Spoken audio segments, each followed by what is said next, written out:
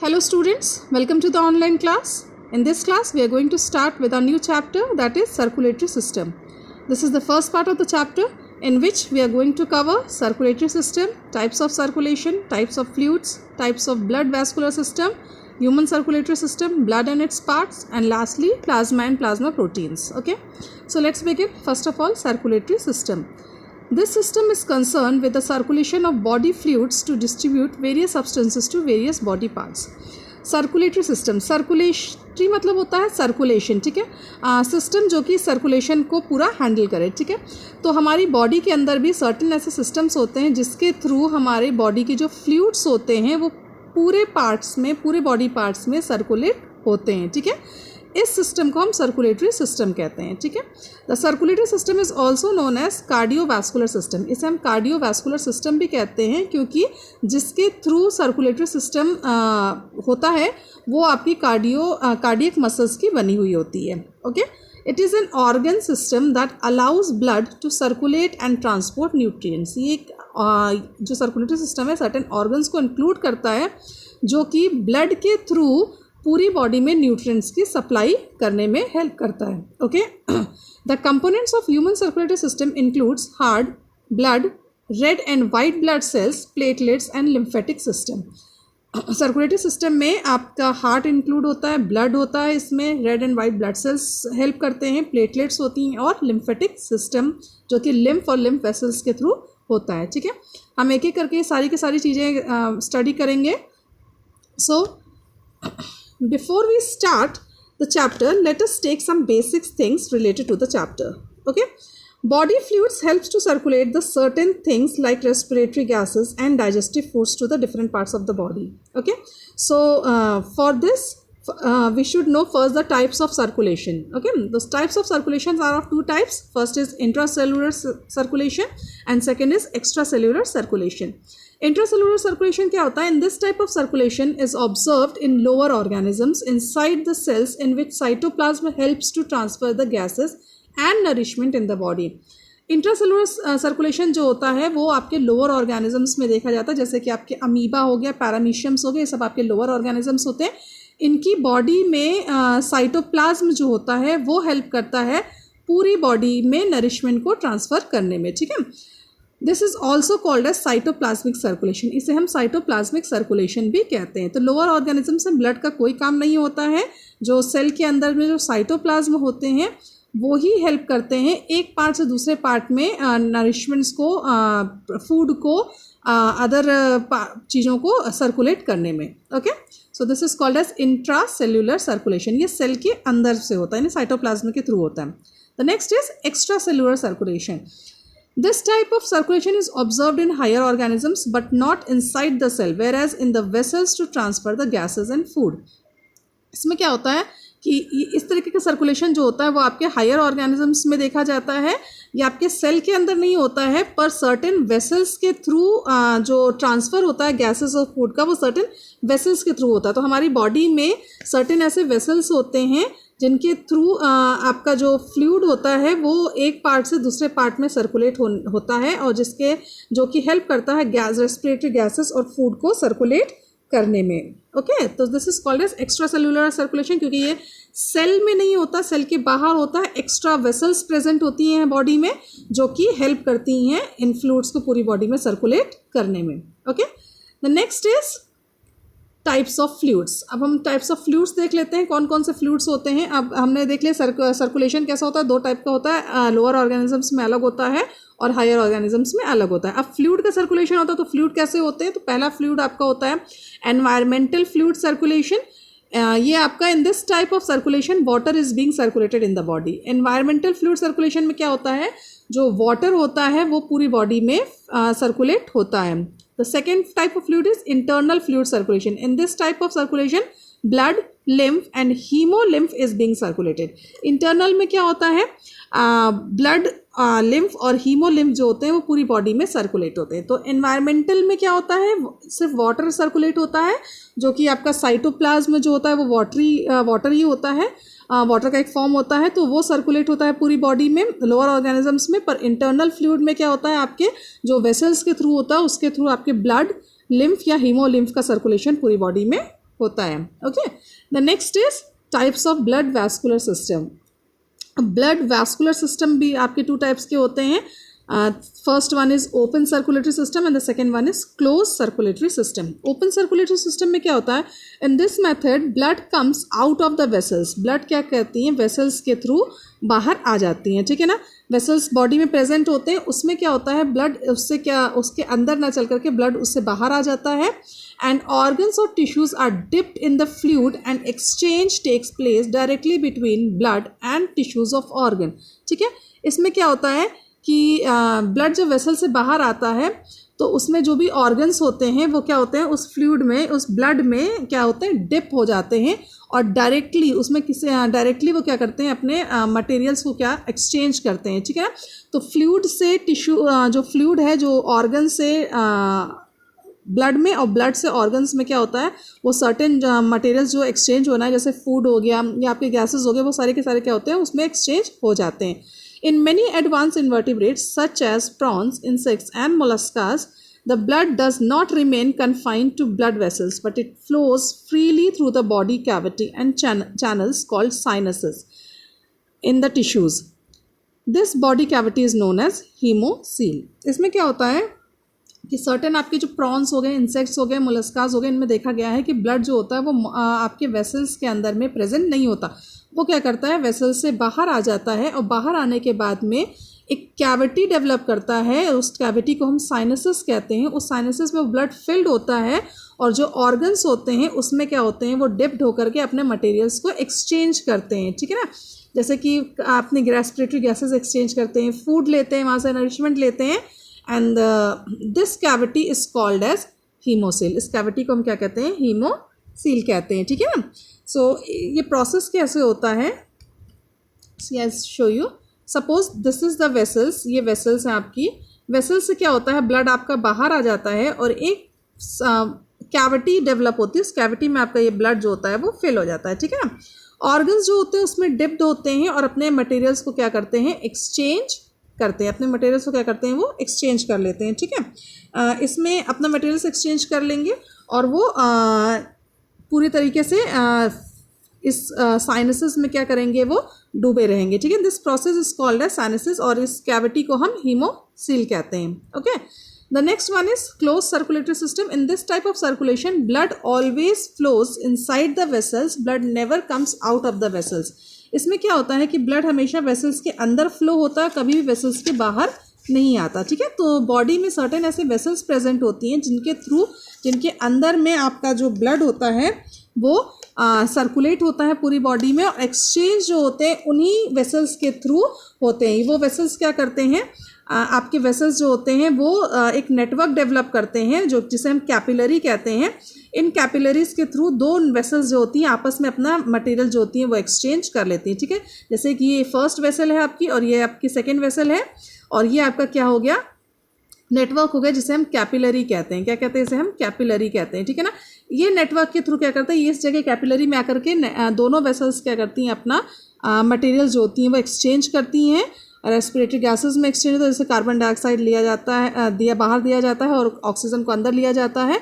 ये करते हैं, न्यूट्रिएंट्स इसमें से गेन करते हैं और उसके बाद फिर अपना वो वापस अपनी अपनी जगह पे फ्लो अपने अपने वेसल्स में वो फ्लो करने लगती हैं. ठीक है, तो मटेरियल जहाँ पे एक्सचेंज हो रहा है वो क्या कहला रहा है, आपका वेसल्स के अंदर में वो आपका कैपिलरीज कहलाता है. ठीक है ना, तो ब्लड वैस्कुलर सिस्टम आपके 2 टाइप्स के होते हैं, open circulatory system and close circulatory system. Open circulatory system में ब्लड जो होता है वो आपके ब्लड वेसल्स से बाहर आ जाता है और ऑर्गन्स या टिश्यूज़ जो होते हैं उसमें डिप हो जाते हैं उस फ्लूइड में जो फ्लूइड बाहर आया हुआ है और उसके बाद एक्सचेंज जो होता है उसी टिश्यू और फ्लूइड के बीच में, ब्लड के बीच में आपका टिश्यू जो एक्सचेंज होता है मटेरियल का वो होने लगता है. ठीक है, पर्टेन इस प्रोसेस को हम क्या कहते हैं, साइनसेस कहते हैं. और ये जो कैविटीज़ आपकी होती हैं इन्हें हम क्या कहते हैं, haemocoel.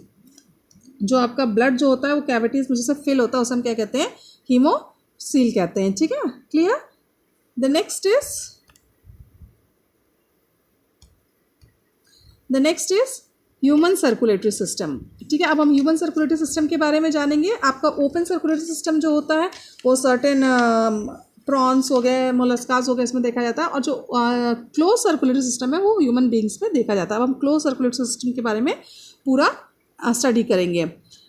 Higher animals have a well-developed circulatory system so that transport of substances in the body can be done very effectively. Higher organisms के पास में बहुत ही well-developed circulatory system present होता है, जिसके थ्रू exchange of substances जो होते हैं वो बहुत ही अच्छे से होते हैं. In them, the circulatory system consists of a central pumping organ called as heart. Circulatory system के लिए एक सबसे इंपॉर्टेंट एक बेस पॉइंट होता है, या आप कह सकते हैं कि हेड ऑफिस होता है, जैसे हार्ट कहते हैं, वहाँ से सारा का सारा ये सिस्टम जो होता है वो कंट्रोल किया जाता है. Okay. And various blood vessels, यहाँ से क्या होते हैं, कई तरीके के ब्लड वेसल्स निकलती हैं जो कि इस पूरे बॉडी में सर्कुलेटरी सिस्टम को कंट्रोल करती हैं. Arteries conduct the blood from heart to other tissues. Veins bring blood from other tissues to the heart. जो ब्लड वेसल्स होती हैं वो आपकी दो होती हैं, आर्टरीज और वेन्स. आर्टरीज जो होती हैं वो ब्लड को हार्ट से लेकर के पूरे बॉडी में पहुंचाती हैं, और वेन्स जो होती हैं पूरी बॉडी से ब्लड को हार्ट तक पहुंचाती हैं. ठीक है. The circulatory system was discovered and demonstrated by William Harvey. सबसे पहले सर्कुलेटरी सिस्टम को किसने डिस्कवर किया था? विलियम हार्वे ने डिस्कवर किया था. Okay. Blood and its parts. तो सर्कुलेटरी सिस्टम जो होता है आपका दो पार्ट में डिवाइडेड होता है. सर्कुलेटरी सिस्टम में जो पार्ट्स होते हैं वो आप ब्लड पढ़ेंगे, हार्ट पढ़ेंगे, वेन्स के बारे में पढ़ेंगे, आर्टरीज के बारे में पढ़ेंगे. तो एक एक करके हम सारी स्टडी करेंगे. तो सबसे पहले हम ब्लड पे आते हैं. It is a fluid connective tissue. Blood आपका क्या है? एक फ्लूइड कनेक्टिव टिश्यू है. It forms about 30 to 32% of total extra cellular fluid. ये क्या करता है? हमारी बॉडी का जो सेल्यूलर फ्लूइड होता है उसमें से ये 30 to 32% ये फॉर्म करता है. ठीक है. तो ये आपका एक फ्लूइड होता है जो कि कनेक्ट करता है एक पार्ट को दूसरे पार्ट से. आपने कनेक्टिव टिश्यूज़ में ब्लड के बारे में पढ़ा होगा कि क्या करता है, एक पार्ट को दूसरे पार्ट से कनेक्ट करने में हेल्प करता है. थ्रू सर्टेन ब्लड वेसल्स के थ्रू ये क्या करता है, कनेक्ट करता है एक पार्ट को दूसरे पार्ट से. ठीक है. It is alkaline in nature. इसका नेचर कैसा होता है? अल्कलाइन होता है. ओके. तो इसका pH जो होता है वो मोर देन हमेशा 7 से हमेशा ज़्यादा रहता है. ठीक है. In an adult healthy male 6 litres blood is present. एक एडल्ट मेल में जो कि हेल्दी है उसमें 6 लीटर्स ब्लड प्रेजेंट होता है. तो फीमेल्स में क्या होता है, इसमें कुछ कम होता है, क्योंकि फीमेल्स की बॉडी में सर्टेन ऐसे प्रोसेस होते हैं जिसके थ्रू ब्लड जो होता है उनकी बॉडी से लॉस हो जाता है. ठीक है. तो जो हेल्दी पर्सन होगा उसकी बॉडी में हमेशा 6 लीटर ब्लड ज़रूर प्रेजेंट होगा. ठीक है. The study of blood is known as haematology. Study of blood को हम क्या कहते हैं? हीमाटोलॉगिन कहते हैं. ठीक है. Blood is mainly composed of 2 parts. Blood जो होता है आपका 2 पार्ट्स का बना होता है. पहला होता है प्लाज्मा और दूसरा होता है ब्लड सेल्स. ब्लड जो होते हैं आपके 2 पार्ट्स के बने होते हैं. The first one is called as plasma and the second one is called as blood cells. पहले को हम प्लाज्मा कहते हैं. प्लाज्मा जो होता है वो वाटरी पार्ट होता है ब्लड का. ब्लड सेल्स जो होते हैं वो सर्टेन ऐसे सेल्स होते हैं ब्लड के अंदर में जो कि उसे रेड कलर प्रोवाइड, कुछ ब्लड सेल्स उसे रेड कलर प्रोवाइड करते हैं ब्लड को, और ये सेल्स क्या करते हैं, ब्लड में सर्टेन फंक्शंस को करने में हेल्प करते हैं. ठीक है. तो हम इन दोनों के बारे में एक एक करके स्टडी करेंगे. जो ब्लड सेल्स होते हैं वो आपके 3 टाइप्स के होते हैं. रेड ब्लड सेल्स होते हैं, प्लेटलेट्स होती हैं, और तीसरी आपकी वाइट ब्लड सेल्स को कहते हैं. ठीक है. तो मैं एक एक करके दोनों चीज़ों की स्टडी करेंगे. तो first one is your plasma. पहला क्या है आपका? प्लाज्मा है. Plasma and plasma proteins. Plasma is a fluid slightly alkaline and aqueous solution. Plasma क्या है? एक फ्लूइड होता है, वाटरी सोल्यूशन होता है जो कि ब्लड में प्रेजेंट होता है. It forms about 55% of the blood volume. Blood का 55% जो पार्ट होता है वो आपका प्लाज्मा होता है. ठीक है. It contains many organic and inorganic substances. इसके अंदर में कई सारे ऑर्गेनिक और इनऑर्गेनिक सब्सटेंसेज होते हैं. These substances include 90% of water. ये substances क्या क्या इंक्लूड करते हैं? तो प्लाज्मा किसका किसका बना होता है? 90% वाटर होता है. प्लाज्मा में 90% वाटर होता है. 1% इनऑर्गेनिक आयंस होते हैं. 7 to 8% प्रोटीन्स होते हैं. 1 to 2% यूरिया, वेस्ट या फिर कोलेस्ट्रॉल्स प्रेजेंट होते हैं. ठीक है. तो प्लाज्मा जो होता है आपका इन सब चीज़ों से मिलकर के बना होता है. इसमें क्या होता है आपका, जैसे कि आयंस जो होते हैं वो आपके जैसे सोडियम आयन हो गया, कैल्शियम आयन हो गया, ठीक है, पोटाशियम आयन हो गया, क्लोरीन हो गया, ये सब आपके इनऑर्गेनिक आयंस में आ जाएंगे. तो 90% जो प्लाज्मा होता है वो आपका वाटर का होता है.